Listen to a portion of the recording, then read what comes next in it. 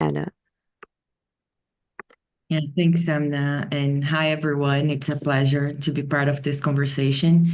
My name is Amanda Luz. I am based in São Paulo, Brazil. I am a Brazilian journalist turned civic educator, and I currently work as program director at People Powered. People Powered is a global hub for participatory democracy. In my role, I support governments and civil society organizations around the world to design and implement participatory processes that are more inclusive, transparent, and grounded in people's everyday lives. I like being here today with you all because for me, democratic participation is more than a political tool. It's a powerful strategy for gender justice. It creates space for women to exercise power, bring their priorities to the table, and transform the systems that have historically left us and them out. So I'm really glad to be here today. And yeah, thanks. I'm now passing back to you. Thank you, Amanda. Emma, would you please go next? Thank you, Amna, and hello everyone. My name is Emma Mechai. I'm a medical student and human rights activist from Albania. I'm a member of the Beijing Plus 30 Youth Steering Committee, and as part of my role, I've been actively engaged in the Beijing Plus 30 processes and during CSW 69. It's a great pleasure for me to be here today and to be part of this important discussion. Thank you so much. Anna, would you please go next? Oh, thank you, Amna. Hello, everyone. I hope that I'm audible. So my name is Anna Sunday. I'm from Zimbabwe. I'm a young female politician. I contested in the August 2023 elections as a proportional representative councillor, representing my constituents of Epworth under the opposition banner, the main opposition, the Citizens Coalition for Change. I became the first female to be elected in that position as the mayor at the age of 25. So I was the youngest. So before I joined mainstream politics, I was a student activist at the University of Zimbabwe, where I studied sociology. I was also active in the students' movement when I joined the Zimbabwe National Students Union. I was elected as well and became the first female spokesperson for the University of Zimbabwe Students Representative Council. So my passion really is about amplifying the voices of women and to ensure that we have more women in leadership positions or in influential positions such that we represent ourselves, our needs, and further push the agenda for the emancipation of women and create a better society where everyone's rights are respected and fully acknowledged. Thank you. It's a pleasure to be here. Thank you so much. It is a pleasure to have all of you, Amanda, Emma, Anna. Thank you so much for taking time out for this very important discussion. My name is Amna Sayed. I'm a project coordinator for the iKNOW Politics platform, and I'm really excited to be doing this with you. So our topic today is on the 30th anniversary of the Beijing Platform for Action, Advancing Women's Political Participation in the Next Decade. So before I move ahead, for all those who are joining the webinar, please, I would encourage you to write your questions and your comments in the comment section. And if you have specific questions, I'm sure we can bring them in towards the end of the conversation or maybe somewhere in the middle as well. So a little bit about the topic that we are discussing today.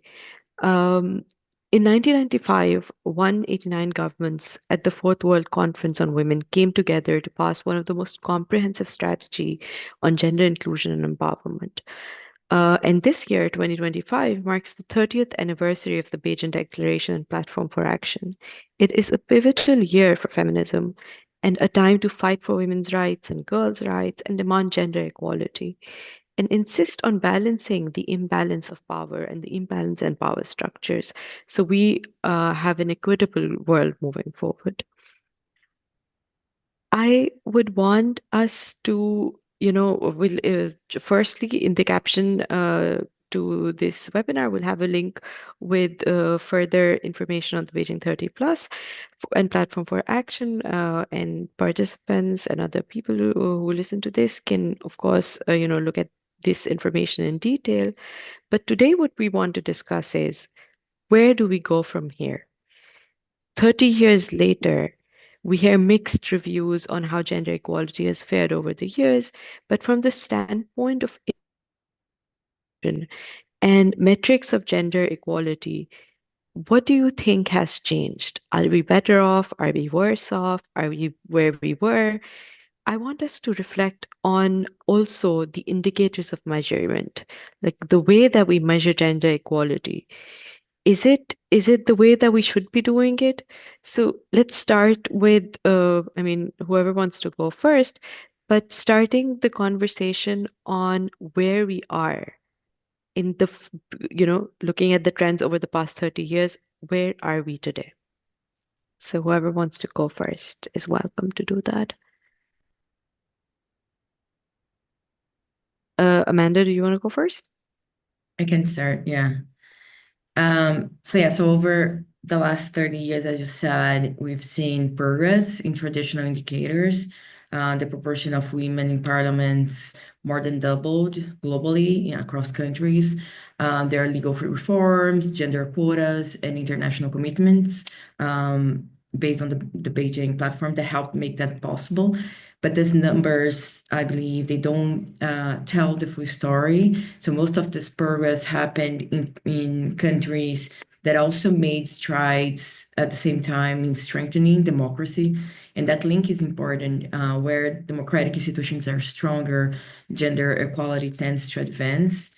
And yet, of course, democracy alone isn't enough. In Brazil, just an example, we've seen recent examples of women in high political offices facing harassment and disrespect in formal institutions. This is not unique to Brazil, but that's just an example. Last month, Brazil's Environment Minister Marina Silva was publicly disrespected during a Senate hearing on a major environment policy deliberation. And this is a kind of example that highlights growing that happens when there's a growing polarization, gender-based hostility, and disrespect in formal political spaces. I think this kind of incident, and that happens often in many places, they reveal how deeply norms of exclusion still operate, especially in polarized contexts. And even with visibility and legal rights, many women still face violence or harassment where they claim space, or basically they're just doing their work. And that's where I think indicators, they start to fall a little short, because representation itself and alone doesn't guarantee voice, safety, or power. We need to go beyond metrics that simply count how many women are present, but also we should ask how participation feels, whether it's safe, and whether it leads to meaningful influence.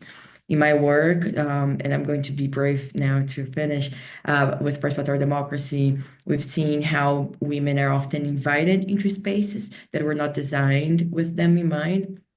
So the quality of inclusion matters if we want to talk about indicators for the next decade. And I would say that we need that the Beijing 30 platform was the Beijing platform was really relevant for the past 30 years. But we need to create new ones, new indicators, ones that capture not only access, but also agency and impact.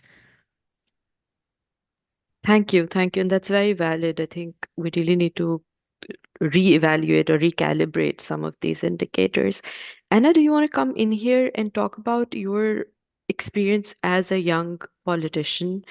And you've I'm sure have had conversations with other politicians in your context. And how do you think that experience and over the years that experience has changed? Okay, thank you, Amna. So for me, let me just start by saying the Beijing platform for action turns 30.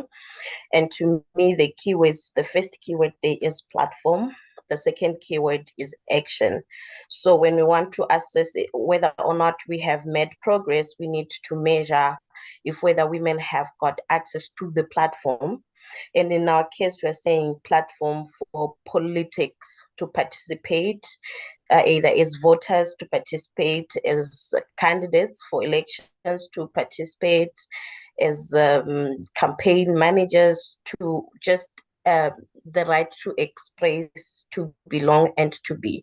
And in most cases, this platform is really restricted, especially in authoritarian regimes where the right to freedom of assembly is infringed. For example, in Zimbabwe, we have laws such as the Maintenance of Peace and Order Act, which are being used by the regime to restrict people from assembly, rightful assembly. You need to apply first to the police authorities. So when it comes to women accessing that platform, it has to go beyond being counted as percentages after an election to say, for example, women's political participation increased by 1% according to the Afrobarometer. We need to look at if whether or not the environments in which we are operating, are we able to fully organize ourselves or our communities, because politics is all about numbers, it's all about visibility, it's about relevance.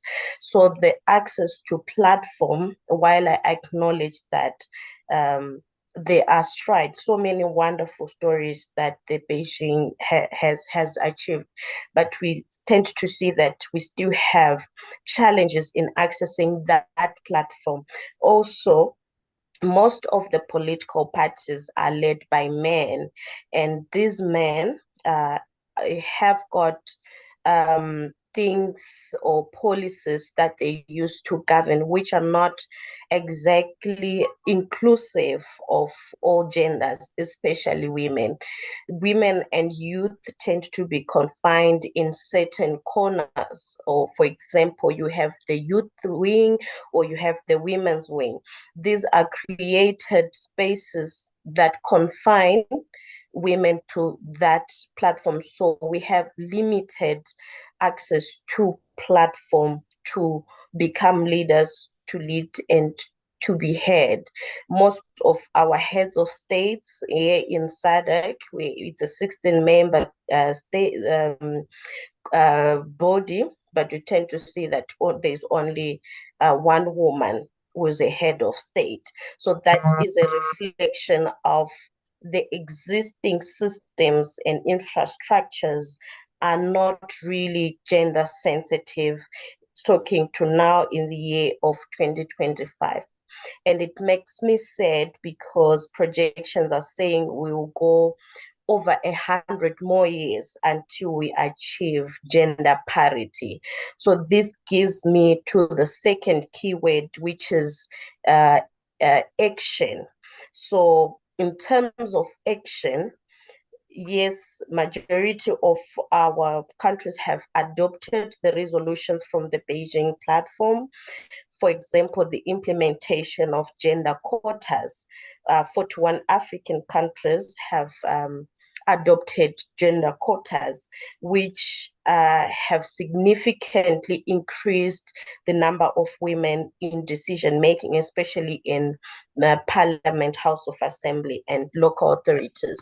So we tend to see that action speaks to the implementation of the existing legislature.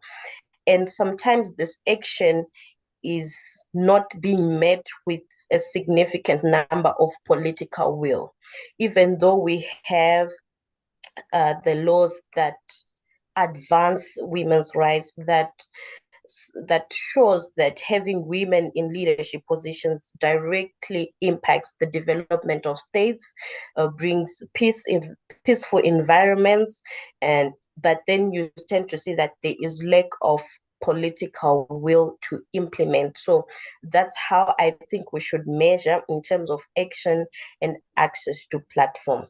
Thank you. Absolutely. And like you said, political participation without representation, without visible change is not enough. You can have a quota and 20% of women in the parliament, but if it doesn't really translate into societal change or more inclusive political spaces, it really does not translate to what it's meant for. And I will move towards Emma now. So, Emma, you as the youth representative at the Beijing Forum, 30 plus, Beijing 30 plus Forum this year, what is your reflection on the conversations in that room, and how do you reflect on this question particularly? Thank you for the question, Amna. The Beijing Declaration and Platform for Action is more than just a document. It is a roadmap for achieving gender equality. As we reflect on the legacy of the Beijing Declaration, it is important to acknowledge the undeniable progress that has been achieved so far, as well as to acknowledge the fact that we should not take this progress for granted, because now more than ever we need to speak up for the daily challenges faced by our communities and for the areas where the most significant gender gaps continue to persist. While many countries have made progress in advancing gender equality since the adoption of the Beijing Declaration, no country has fully met all its commitments. Persistent and significant challenges remain in legal frameworks, institutions, cultural and social norms. In the EC region, challenges persist in key areas such as financing for gender equality, violence against women and girls, and women's political representation and participation. Financing for gender equality is a major concern as insufficient resources undermine national and local gender equality policies. Violence against women and girls remains also widespread and deeply concerning, affecting all segments of society. The rising and alarming scale of femicides reflects a disturbing lack of security at the local level. With regard to women's political representation, it is important to recall that 30 years ago, the Beijing Platform for Action identified women in power and decision making as one of its 12 critical areas of concern. 3 decades later, progress remains slow. As of today, only 27 countries have a woman head of state. In the EC region, women hold just 28.8% of ministerial roles, with women continuing to lead portfolios related mostly to women, gender equality, children, and social affairs. And men continue to rule policy domains such as economic affairs, defense, justice, and home affairs. These disparities are concerning as they highlight that women's leadership is still undervalued and that opportunities for women to thrive are limited.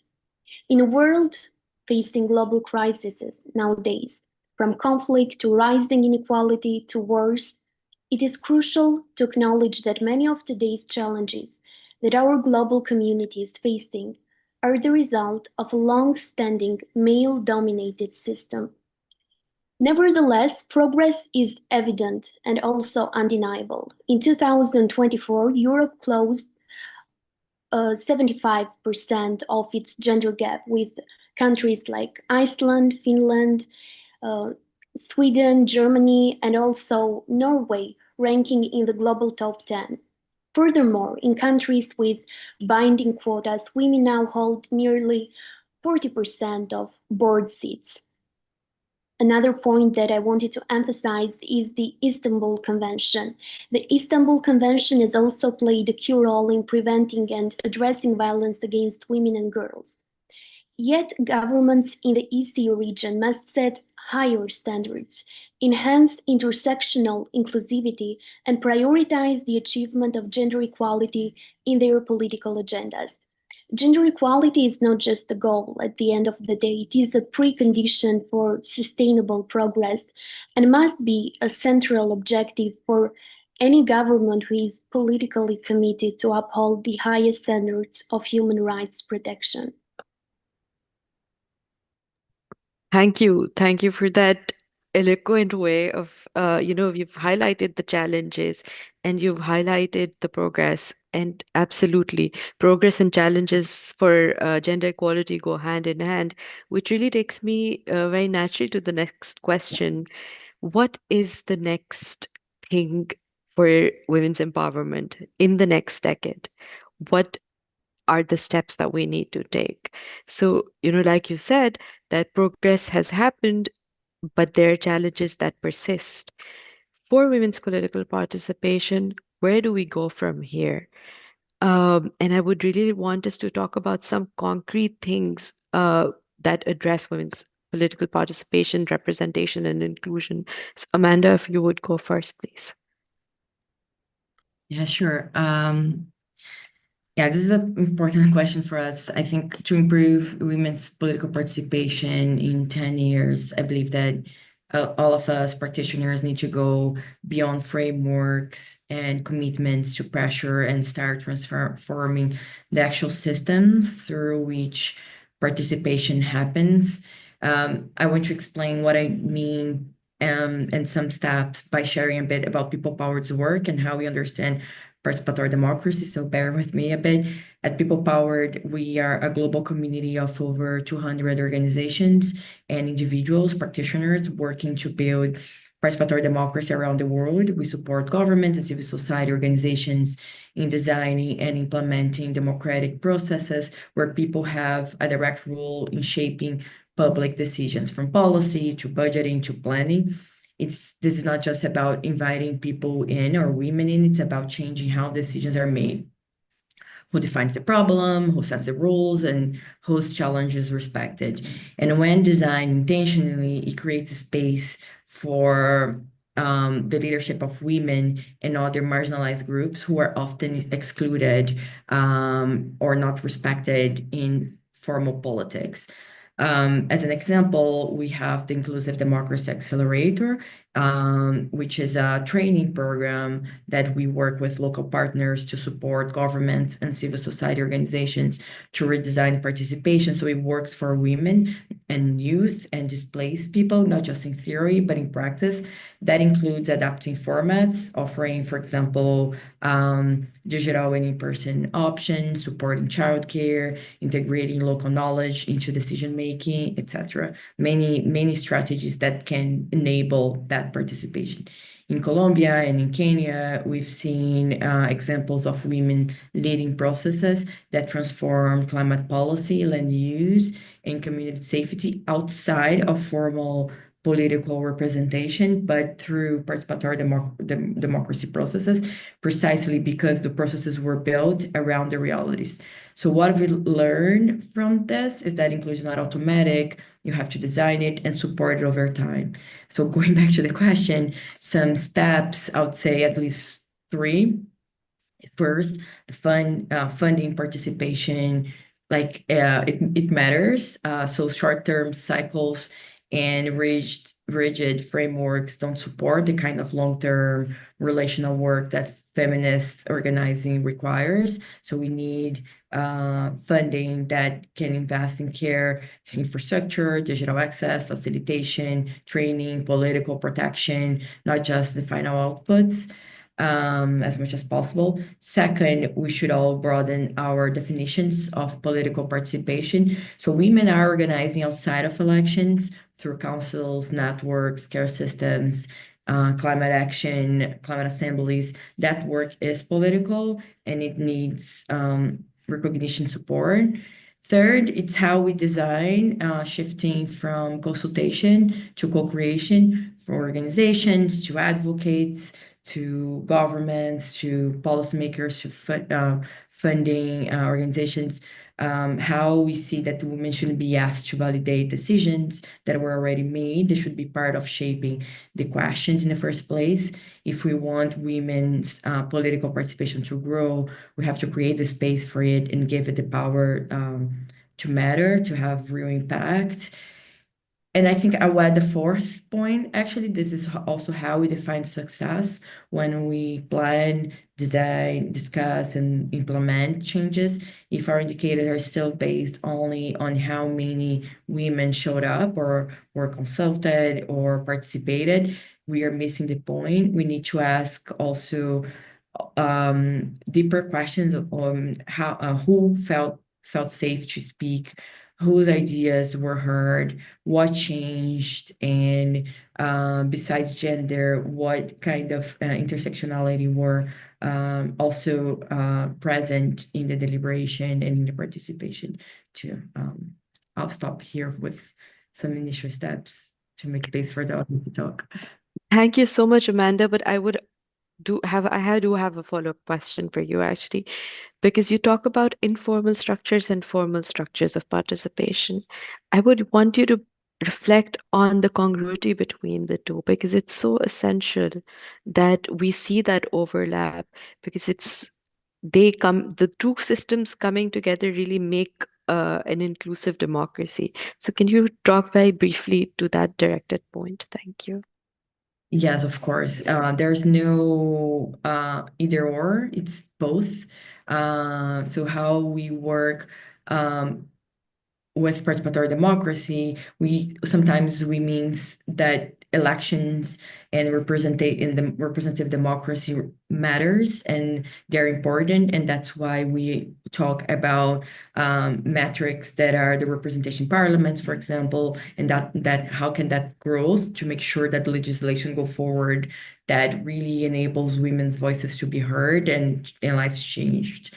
The other part of this is also creating channels that can expand women's participation outside of those spaces to also influence social norms and also influence how advocacy and support work can be done. So when we talk about participatory democracy, we talk about citizen assemblies, we talk about participatory budgeting, we talk about participatory policy making and planning that goes hand by hand with government decisions and how government should include those groups and decisions into the process that they already have. Some countries, they already have that by law, constitution, like for example in Brazil and other Latin American countries, they have I think India, to an extent, they have a participation that is required by law. So how we make those spaces to make sure that lawmakers and people in formal political spaces can consult, not just consult, but design policies with marginalized groups that they are representing. But also how those instances are also places for reimagining how policies can be done, how recommendations can be done, and do the work of advocacy, because I think changing and shifting structures takes more time than maybe in 10 years. When we talk about 10 years, I think it takes a little bit of time and a little bit of advocacy work as well. Thank you. Thank you. That was very insightful. And I will move to Anna now. So, Anna, as a young politician, what do you think are the key steps, big changes that we need in the next decade?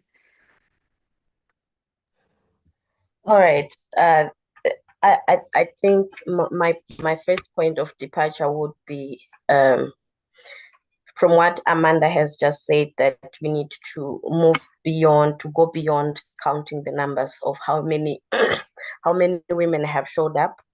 And to me, this is very practical because, for example, we can count in our parliament, we have 22 women out of 210 who were directly elected during the first past the post. But when they are now in parliament serving their 5-year term, you would see that not all the 22 are able to fully participate, air out views in parliament and represent the people that have elected them. And I think this is where we now need to go to say in the next decade, if we elect 10 women or 3 women in parliament, or if 3 women are appointed in cabinet, we need to have their full participation in the space in which they are elected to conduct the business that they were elected into, because they become a reflection or a mirror, not only in affecting themselves as the ones who are on the front of the race, but also the women who wants to come through and join politics and occupy the same offices, because you tend to see that our society have not normalized women in leadership. So those that become in leadership have also has a task to demystify leadership, to also represent others who are yet to come by clearing the path, trying to make sure that they become examples of what women in leadership becomes. And I think most of the times toxicity then that actually attracts toxicity, whereby the women that are in politics now are being used as an example of not having more women in leadership, or they can be used as an example of having more women in leadership. So for us, we need to also shift focus beyond the ballot. When they are in leadership, if we have a female head of state, or if we have women in parliament, women in senate, women in local authorities, let us try and capacitate them such that we solidify those efforts and complement their skills, such that they lead with an exception, such that other women can also come through. And my second issue is about dealing with unpaid care work. And I think in our African society, and I've heard elsewhere in the world, unpaid domestic care work plays a pivotal role in taking away time for other things, and these tasks that women perform, if whether or not you are a head of state, you are a member of parliament, you are a senator, as long as you are a woman, you are still expected to meet or to do domestic work, such as cooking, cleaning, caring for the children, taking care of your husband, without a cost. And this is extra work that is burdening women. Sometimes we pay less attention to the fatigue that women are going through, to the mental burdens that they are going through, because of the intersectionalities of issues and pressures that continue to mount. And our society still demands that women, even in those workspaces, in formal institutions, environments, are still expected to formally submit to the cultural norms and practices, even when they are in a formal environment. So we need to go an extra mile in dismantling these practices, social practices that affect women's political participation. And another thing that I would strongly advocate is the documentation of women's success stories, and such that we bring to the spotlight the beauty or the advantages of having women in leadership. But just before I end, I want to emphasize, coming back to the point of counting numbers, there are also women who show up um, in in leadership race, for example, in an election, but they do not make it to be elected. Sometimes they fall down. So those women who did not make it, for example, in a primary election or in a general election, if we are not taking care of them, that would make us discourage. We discourage participation.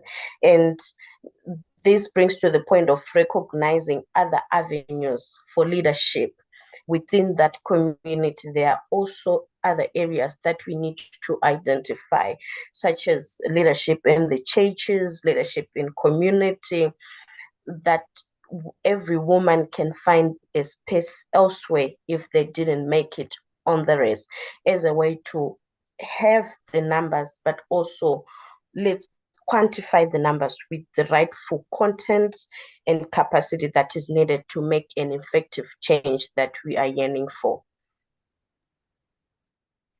Thank you, Anna. You've made several very interesting points. And before we take up the point on social norms, I would want to circle back to the point about capacity development. So you spoke about how, we need to make sure that we don't leave anyone behind. And I want you to specifically talk from the perspective of intergenerational support between women politicians. And has it come, from your particular context? Or your experience? Has it been useful? How do you reflect on that? And how important is intergenerational support when it comes to women's political participation? Yes, thank you. This is very important. Firstly, I would like to acknowledge that for us to get here, it was a struggle as women, because in the previous years we did not have a voice. In the previous years we did not have a right to vote.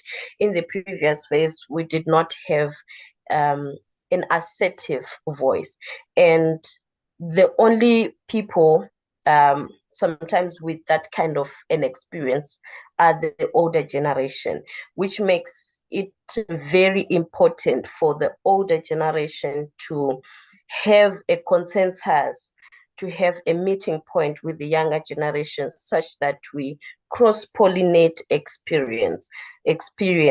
We also acknowledge each other's strides, because one of the most painful things that I've gone to experience personally is women fighting for certain rights, and when they have won, these rights are not fully acknowledged. Like the struggle of women is not fully acknowledged by the younger generation, because they did not know the struggle that those women had to go through to get that struggle. And sometimes if you meet women who were there in 1995 when the Beijing Platform for Action was there, their experiences is different from us who are meeting this in 2025 when it is 30 years old. So what this means is that we need to appreciate each other's efforts and acknowledge the struggle that women who came before us did. And coming through to my personal experience, I've come to learn and understand that women are not having it easy, and sometimes balancing the mentorship, balancing with the leadership demands, it takes a toll on them. So what I think I've realized is that there are women who are willing to come forward and mentor other young women, and there are those who are not able to do so. So we need to be creative. And sometimes when you reach out, you then understand why. And most of the times it is because of fatigue, it is because of the mental strains that they have gone through in exercising leadership roles. So for me, I think it's very important, and I also take it upon myself to mentor other young students, young female students who want to come to mainstream politics. I try my best to make myself available, and also to reach out to other women in the political space. But there is an aspect that we must not overlook, the aspect of polarization.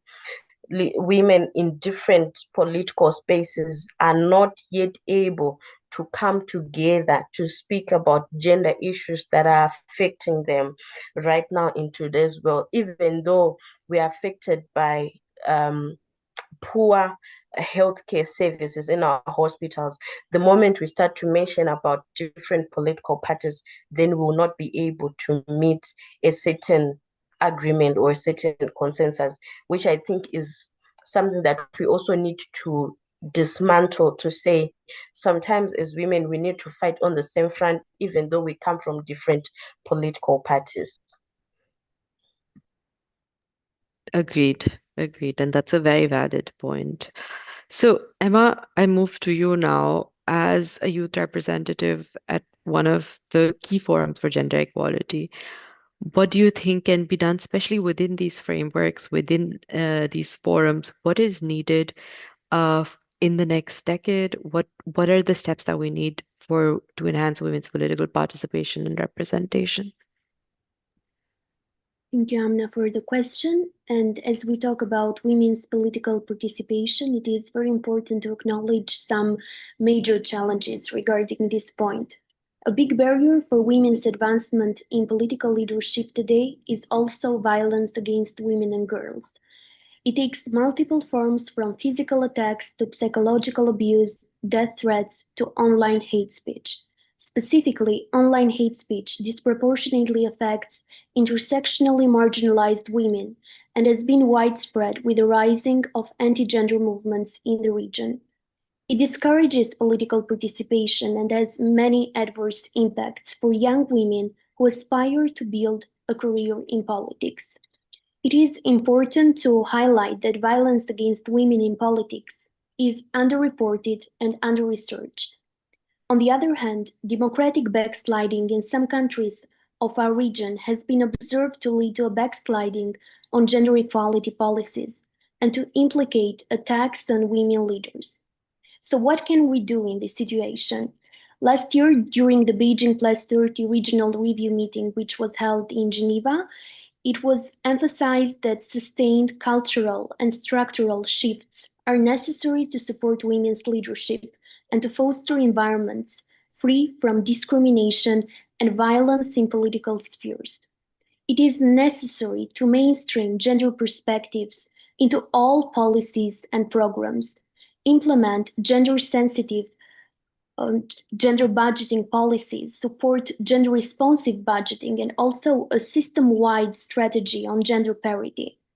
Governments, on the other hand, must implement legal frameworks on anti-discrimination, and also there is a need for them to take reforms to create safe environments for women's political participation to prevent potential setbacks. The General Recommendation 40, elaborated in cooperation with UN Women by the CEDAW Committee, would be the most efficient response towards parity, 50-50 by 2030. Gender parity can be accelerated in national and local governments by applying temporary special measures to rapidly increase women's shares on decision-making positions. And I think this would be one of the most efficient solutions to have gender parity 50-50. Thank you. And Emma, you've raised a very important point on technology facilitated gender-based violence. This year at the CSW addressed gender-based violence that was technology facilitated gender-based violence.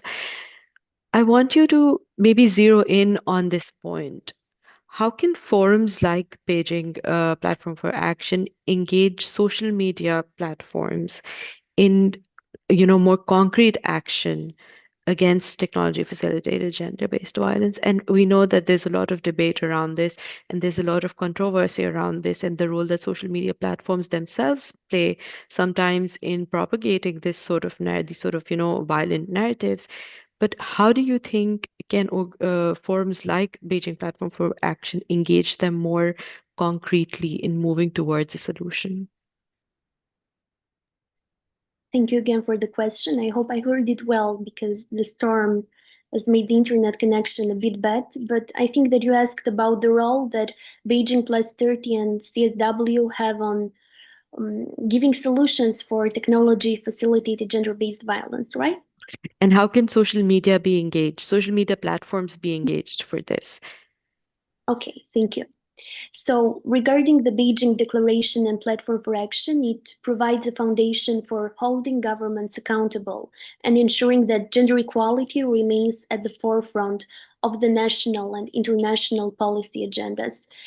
Forums like the Commission on the Status of Women are very important to discuss the challenges that are being faced in local communities and develop solutions that we can actually apply when we go back home, and also build multicultural, robust partnerships. Regarding the social media part, I'm talking about the Albania context. In fact, it's a bit difficult to be controlled by the government, because they cannot control the narratives of hate speech that are being shared in the social media, because social media have their own autonomy and the governments unfortunately cannot act on that part. But what's important is to educate the public, to educate the children since a very young age, to accept diversity and how to counter hate speech narratives. I think this part is very important, to learn how to shift the narratives. But as for the governments, for the Albanian context, I can say that unfortunately there's not something they can do. Of course, they can promote more human rights protection programs in schools, invest in teaching children about diversity and every value that. But this part is a bit challenging, to be honest. And we need some legal frameworks, but again, it would be difficult to develop those. I don't know about the other countries' context, but that has been a discussion here in Albania, and that's why I have this opinion. No, absolutely. And that is also, so in part, you've answered my question very, very well, because sort of I mean, awareness is the key here. If people are aware of what's happening, what's wrong, they already communicate with that mindset. But how can platforms, and other speakers are, please feel free to enter this conversation. Um, how can we engage, at the level of the Beijing Platform for Action, how can social media platforms be engaged to move towards a solution? Because I think my internet also got cut somewhere in the middle where I was asking the question. But what is, if we see that social media platforms are sometimes responsible for propagating technology facilitated gender-based violence. So, and one government will not be able to handle this on their own. It's beyond borders.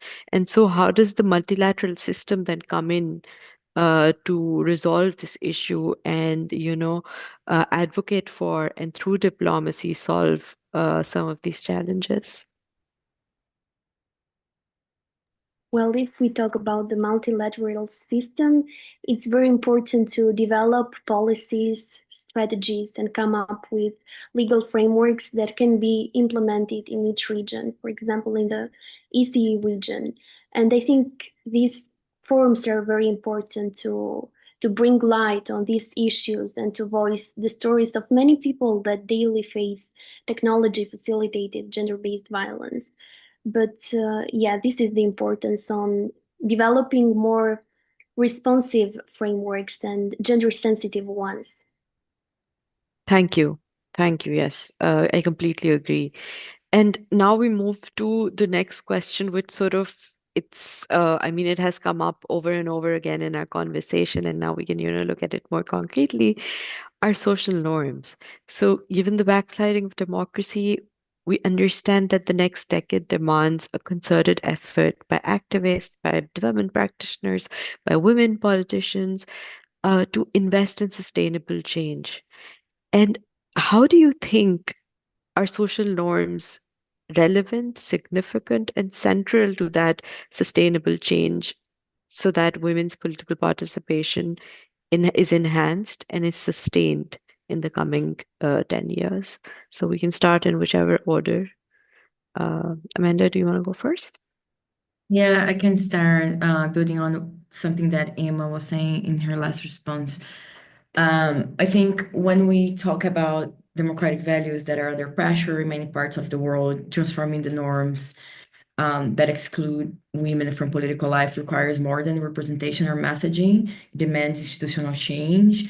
One of the most effective ways to create that change at this moment, I would say, is by advocating for and supporting mainstreaming participation. By mainstreaming, I mean building public participation and gender inclusion within it directly into the way institutions operate, not treating it as something optional or external or as an add-on. So it goes to legal frameworks and policies like Emma was mentioning related to social media and gender-based violence. So when participation is structurally embedded, it can shift expectations about who belongs in decision making, change not only what governments do, but how they do it and who gets to shape the outcome.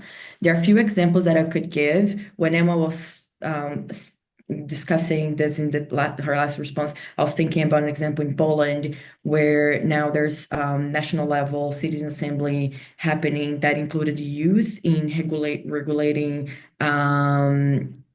social media and internet hate speech in a nutshell. So this is one thing, but I want to give another strong example because it applies to the whole conversation that comes from Indonesia, and I had some notes. So their local leaders, they integrated participatory planning into the district's formal development system, but instead of importing models from the outside, they worked with local organizations and they grounded the process in local cultural practices. So community meetings, for example, they were scheduled around women's caregiving responsibilities. Traditional dialogue methods were respected. Facilitators use inclusive language that encourage contributions from all. And these design choices mattered because they made easier for women, especially in conservative or male-dominated space, to speak, to be heard, and to shape outcomes. It also goes to something that Anna said before, how, especially in some conservative places or communities or roles, like how women can make a difference when they speak or they are there representing their communities. And I think the social norms, they don't shift only through discourse. They shift through consistent, and it's a hard work, little by little, but changing institutional behavior. So when governments and then civil society were working with governments, they treat participation and inclusion standard. Then also people, citizens, displaced people, communities, they start to expect this, and then expect that women are included not just in the outcomes but in design of process. So yeah, when we talk about mainstreaming, it's about redefining the system. When we think in the decades ahead, I think we need to build this kind of structural resilience. I don't have an answer, of course. This is something that we have to all build on together, and it means, in my view, that's, I guess, the work that I'm in, training public officials, resourcing local leadership, and integrating gender analysis as much as possible into every stage of public decision making. So if we want inclusion to last and not just be like in small cycles or bursts of progressive politics, I guess, especially under pressure, it can be symbolic or occasional. It has to be part of the whole architecture of how decisions are made. Absolutely. I mean, I don't know if there's anything I can add to it. You've said it all. Anna, moving to you, how do you think are social norms essential in sustainable change? All right. Thank you. The way we understand social norms, firstly, is how we were socialized to normalize things, like what is wrong and what is not, what is wrong and what is not wrong, what is acceptable and what's not acceptable. And in our societies, women's leadership is part of our norms, our social norms, to say women are supposed to be confined in a kitchen, they're supposed to be doing these roles that are accepted. And for us to start to confront, to say, no, women actually have a voice, women actually have brilliant ideas, women actually can lead, and you tend to say that we need to start at family level. Because, for example, in our African society, we live in a patriarchal society where the father figure is amplified. The men have got all the power, men control resources, men control the decisions that starting at family level before we even go out to formal government institutions like the governance institutions. So we tend to see that women's participation starts to be devalued from family level. And when we go to the community, we have shared values and norms. And in that community, we have acceptable behaviors. And some of those acceptable behaviors is that women are not supposed to be assertive. Women are supposed supposed to be led, and who is supposed to lead is the men, and women are supposed to just follow and offer their solidarity and support in everything. So that system, that societal norms have made those women who stood up in such circumstances to be labeled as rebels, to be labeled as unpleasant, to be labeled as women who have gone rogue. So that also had led to other women to start to fear, to draw away from leadership, and start to also point fingers and label other women. Sometimes women, we have in our feminine spaces, there is what they call the pull hair down syndrome, whereby women are used as weapons against other women discouraging other women from participation. And this is only emanating from the cultures in which we were raised in, the culture that present women as only a follower, that present women as submissive individuals, people who are not assertive. So I think for us to dismantle this, we need to sensitize the environment and take it one step at a time, because it's an aspect of culture.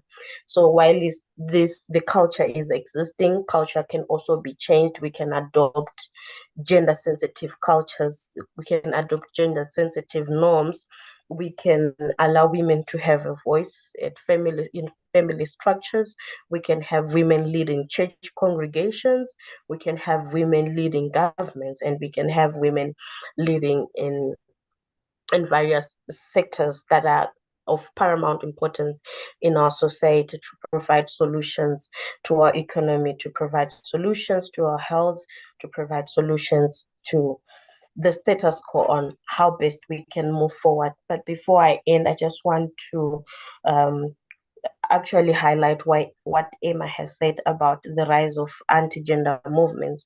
And this is a real thing that is happening now, even though we have made so much progress in trying to make sure, because if we hadn't made progress, people like myself wouldn't have managed to contest, wouldn't have managed to win an election, wouldn't have been managed to do whatever that I have done. So even though we have managed to come this far where we are now, there is an upsurge of anti-gender movements who are discouraging and threatening to take back the gains. And I think for us, this is high time that women, we need to rise up again and take the front row to fight and push back against this, and assert our gains, and acknowledge the fights that we have done in the past, and acknowledge where we are now.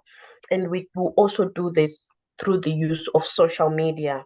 And now with the advancement of artificial intelligence, we need to use these tools to make sure that our stories are being aired out, our voices are being heard. And for us to do this, there's also need for capacity building along how best we can use AI tools as women. And we tend to see that women come from economically disadvantaged backgrounds due to the structural barriers that have existed for a long time. But we tend to see that even women in rural areas are not able to access the basic technology systems. Now the world is running over to artificial intelligence.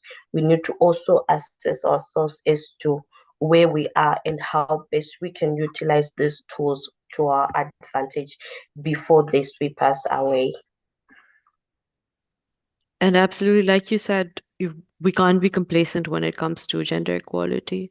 It's a fight that we have to fight every day, because despite progress, we know that the challenges remain and they become more stark with every passing day. Emma, I would go to you. Your reflection on the importance of social norms and women's political participation.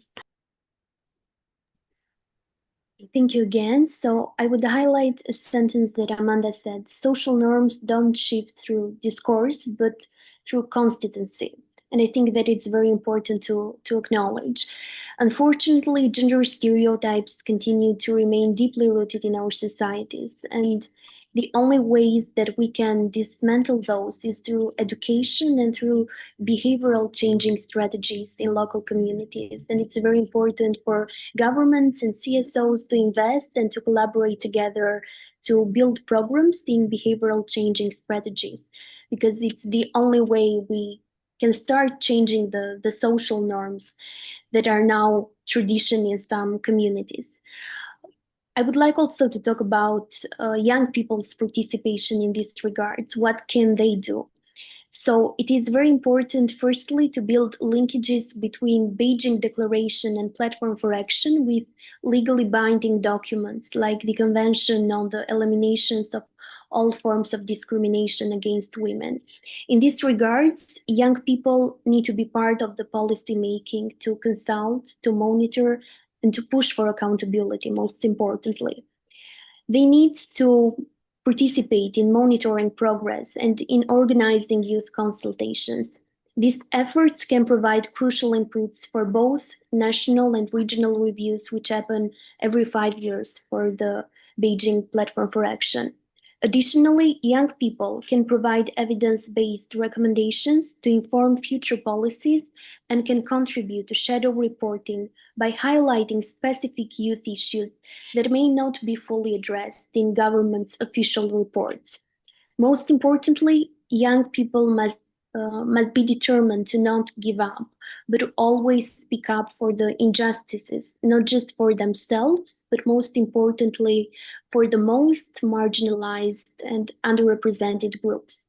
I think that together we can create pathways for pushing forward the efforts for gender equality. It's very important because with just 5 years left to achieve the 2030 Agenda for Sustainable Development, our global community cannot afford regression or stagnation. So it's very important to act now, and every little contribution makes a difference. To start locally at your communities. Absolutely. And like you said, it's important for young people to, really lead the change. And in so many parts of the world and in so many social change movements today, we see young people leading and young women leading. So, just to wrap up the conversation now, and your parting words, the last message I would want you to sort of reflect on is how can we, as activists, as gender equality practitioners, women politicians, and women-led movements, how do we look inwards, uh, come together better, lead movements in a way that are more impactful moving forward?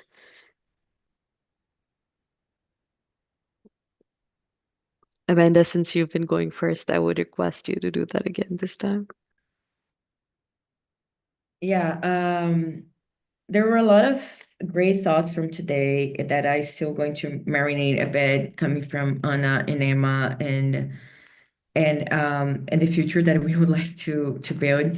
But I believe that to strengthen this impact that we would like to see in the next decade, women-led movements need both recognition and structural support, especially in this context of growing political polarization, democratic backsliding that we were just talking about. And these movements often emerge in response to urgent local needs, but they're navigating increasingly complex environments, digital threats, as we were also talking about, institutional resistance. So to face those challenges, access to resources isn't enough. I think we also need to think about protection, political legitimacy, and stable networks to support. One way that I think, from my perspective, working on a global network is by building stronger alliances, not only with other feminist movements, but also with actors in government, media, civil society who share democratic values. Because, as we said, the gender increase in the past 30 years happened hand to hand with democratic strengthening as well. So this is a learning that I think we should have at this moment, and creating spaces for dialogue across ideological lines when possible, of course, can also help reduce a bit the polarization, increase impact. Also, cross-border collaboration is another possible key strategy based on my work perspective. When women-led movements connect with peers in other regions, they gain practical tools, solidarity, and the ability to adapt faster to emerging threats, have at least emotional sometimes, and besides knowledge support. And finally, I think women-led movements need to be seen and treated as political actors, not just community leaders or service providers. Their work is just not peripheral. It's central to the renewal of democratic life. And everybody who is working on, like I said, mainstreaming, participation, thinking of the future of democracy should see gender or youth groups or young women working as political actors to support democracy as well. So in a polarized world that I think now in the future, that's like a big challenge that we are going to need to work with. Women-led movements, in my opinion, are often the ones holding together what institutions leave behind, especially in terms of inclusion. The question is whether we will meet them with support strong enough to match the weight and knowledge that they carry. Yeah, that's it, I guess. Absolutely. Thank you. Yes, thank you for that. And I completely agree. I think it's central for this pathway to be followed, so that we go somewhere and move beyond. Sometimes you feel like we're going around in circles, but making sure that the terminology is right and that women movements are not seen as a peripheral or a shadow to the political system is essential. Anna, if you want to go next.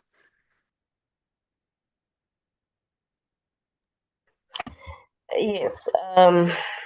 So for me, I think what the development partners and civic society could do is to invest in grassroots work, specifically grassroots organizing, having work that impacts people at a very local level. And this would ensure that all members of the societies are able to relate with the work that we do and are able to personalize or take ownership of the initiatives that we are putting forward. Mostly, what happens is that women leaders do not get support for this kind of work to develop your community and to impact people at a very local level. There hasn't been enough or advanced support towards this area, which kind of this, if we improve in this area, it would mean that women would be fully connected or deeply connected within the communities in which they come from, because the initiatives that they do or that they are supported with are really really connected at the bottom level. And I share very strong concerns over women and girls in rural constituencies or rural setups. These communities which are mostly underdeveloped and mostly where there is no development, it means that there is no women who can rise up in that area, because most of the work that is being done to sustain that community is under the shoulders of the women in that community. And for them to opt for leadership, it becomes something that the systems or the norms within their society are not yet ready to accept. So it means that also girls are not able to access education, access to water is really restricted, there's poor service delivery, And I've seen that there's a nexus between development and women's participation in leadership. And if we look at most of our developed countries, the number of women who participate in politics is a bit more advanced and more significant than those societies or countries that are underdeveloped. So I've seen that we need to in much more developed setups, women tend to come forward and run for leadership. And what my last submission would be about strengthening solidarity networks, even though we come from different backgrounds, even though we lead in different setups, different countries, as long as we are women, there are some intersectional issues that affect us all. I think we need to reach out to each other and connect more deeply on the strategies that we can put forward, and what worked in Sweden, want to learn what worked in Sweden, what's working in Zimbabwe.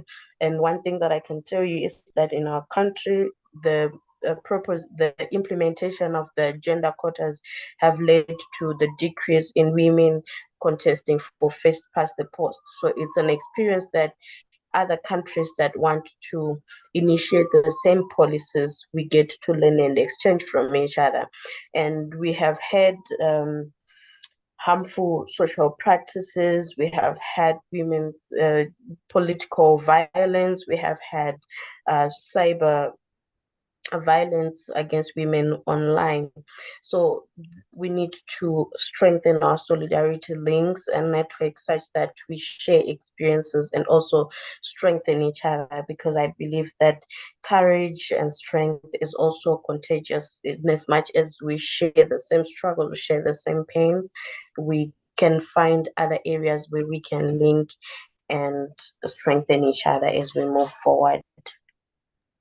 Absolutely. And thank you so much, Anna, for bringing that critical perspective, because gender equality is hollow unless everyone is on board and no one is left behind. And thank you for bringing in this perspective of rural women, because, global and national disparities have to be addressed in order for us to move forward in this drive for gender equality. So, Emma, I move to you now for your message. Thank you again, Amna. And I would say that Amanda and Anna made some very great points, especially the point of Anna on strengthening solidarity networks. Sisterhood and inclusive solidarity is very important to achieve gender equality. What I would add is more about my experience with the Beijing Plus 30 processes and with CSW 69. During these two very important processes, it was underscored that strategies which foster coalition and alliances have proven to be effective to enhance women's political participation. It is very important for women led movements and organizations to build multicultural, robust partnerships and to actively participate in all their diversity in local and national peace building processes, reaffirming the importance of youth peace and security agenda and women peace and security agenda. The support and financing on women networks and associations which advance women's rights and empowerment regardless of political affiliation is also a vital measure for being pursued. Furthermore, CSOs must work to build and to reinforce synergies between the Beijing Declaration and the Pact for the Future, which was adopted last year, especially with the Action 8 and Action 19 of the Pact for the Future. Through tying the commitments of the Summit of the Future with CSW 69 and Beijing Plus 30 processes, which have been happening all these years, young feminists and advocates can push for measurable deliverables and accountability. So I think these are some very important steps we can take as activists and as women CSOs. Absolutely. And accountability, like you said, is key. How is an agenda being implemented? How are governments held accountable? How do solidarity networks come in global solidarity networks to hold their governments responsible, to hold the global system responsible is essential. Unfortunately, that is all the time. Sorry, yes, please. If I may add one last point, I think it's Absolutely. also very important to engage boys and men as allies in this process, because at the end of the day, gender equality is for both men and women to have equal opportunities, and we need to engage more boys and men as allies in these processes. For sure. And like we've been talking about social norms, changing social norms is not possible unless we engage men as allies, because socialization is not an issue that women have. It's something that men, patriarchy impacts men as well as women. So how do we make sure that changing social norms is something that it has to be done at a societal level where all of us are present in the society together? Unfortunately, that is all the time that we have. This was a deeply interesting and insightful discussion. I am so glad that you were able to take some time out for us today. Uh, this recording will be available online on YouTube and also on our website. And thank you so much. I think we can stop the recording now. I think we will have to do that for us. Great. Thank you so much. This went really, really well. Thank you for all your great points. And thank you for taking the time out. So we'll have a webinar